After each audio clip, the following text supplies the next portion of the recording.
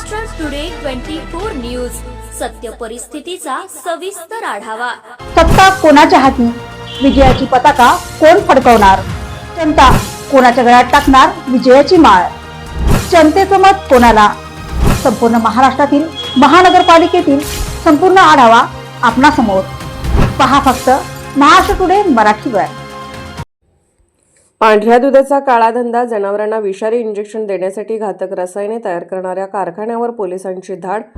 पांढऱ्या दुधाचा काळा धंदा, उत्पादन वाढीसाठी ऑक्सिटोसिन इंजेक्शनचा होतोय सर्रास वापर। 20 लाख रुपयांच्या विषारी रसायनासह 2 आरोपी ताब्यात। विषारी इंजेक्शनमुळे जनावर आणि मानवी जीवनावर घातक परिणाम। पोलीस अधीक्षक श्रवण दत्त यांची धडाकेबाज कारवाईमुळे जनमानसात दिलासा।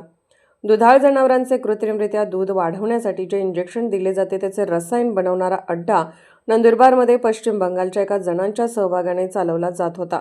पोलिसांनी आज केलेल्या कारवाईत जनावरांना अपायकारक असलेल्या 20 लाखाच्या रसायनाच्या साठ्यासह 2 जणांना ताब्यात घेण्यात आलं आहे।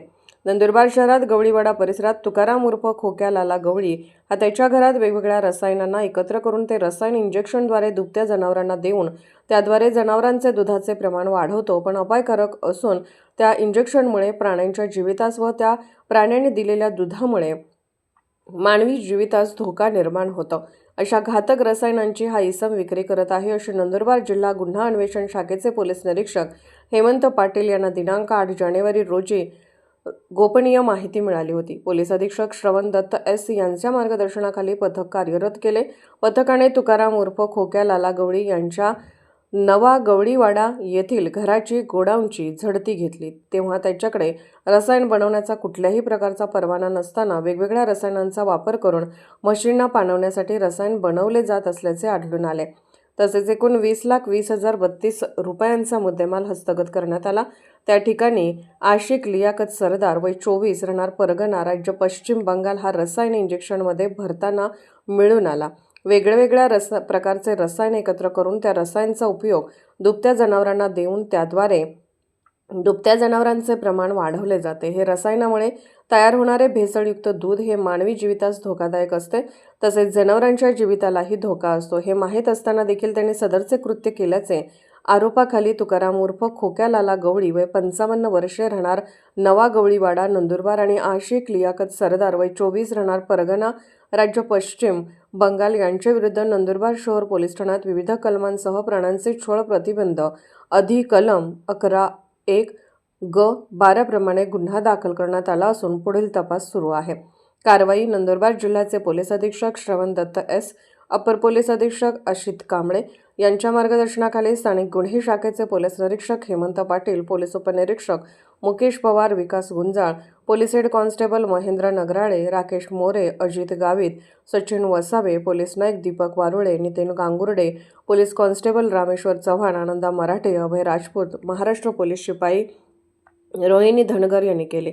सर, नंदुरबार शहरामध्ये काही भेसळयुक्त दुधासाठी काहीतरी औषधे वापरले जात होते असं काही प्रकार समोर आलेला आहे, नेमका काय विषय आहे आणि कितीचा मुद्देमाल सापडलेला आहे?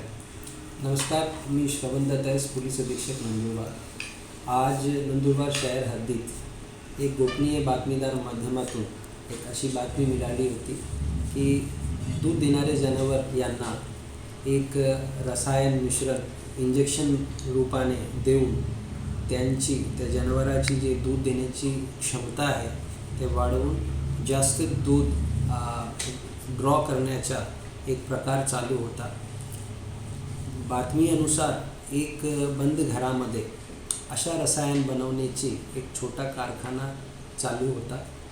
तर आज पोलिसांनी, नंदुरबार शहर पोलीस त्याचबरोबर स्थानिक गुन्हे शाखाचे अधिकारी व अंमलदार यांनी या कारखान्यावर धाड टाकून तिथे जे उपस्थित आरोपी आहे आणि ते रसायनचे जे बॉक्सेस आहे आणि त्यांना बनवण्यासाठी जो रॉ मटेरियल लागतो त्याचबरोबर ऑलरेडी बनवून ठेवलेले जे काही रसायन आहे, इंजेक्शनची बॉटल्स आहे, ते हस्तगत करण्यात आले। यामध्ये एकूण जवळपास 18 लाख रुपयांच्या किमतीच्या जे रसायन आहे त्यामध्ये बनवलेलं रसायन त्याचबरोबर रॉ मटेरियल असा जप्त करण्यात आलेला आहे। याच्यामध्ये 2 आरोपींना ताब्यात घेण्यात आलेला आहे आणि पुढचा तपास सुरू आहे। ह्या रसायनांमुळं काय नेमकं परिणाम होत आहे मानवी आरोग्यात, नेमकं काय घातक होते रसायन? सध्या त्या रसायनाबाबत अजून तपास करून त्याचे जे काही साईड इफेक्ट्स आहे, त्याच्यामुळे होणारे जे काही दुष्परिणाम आहे ते आपण ऑफिशियली तपासामध्ये त्याची जे एक्सपर्ट्स आहेत त्यांच्याकडून रिपोर्ट्स घेऊ. परंतु प्रथमदर्शनी असं दिसते की हा एक आर्टिफिशियली जे केमिकल्स देऊन जनावरांची जे काही हॉर्मोनल चेंजेस आहेत ते करून त्याच्यातून जास्त दूध उत्पादन करण्याचा एक प्रकार चालू होता. आणि हे जो आरोपी होते हे या इंजेक्शन वेगवेगळे लोकांना त्यांचे डिमांड विनंतीनुसार विकत होते.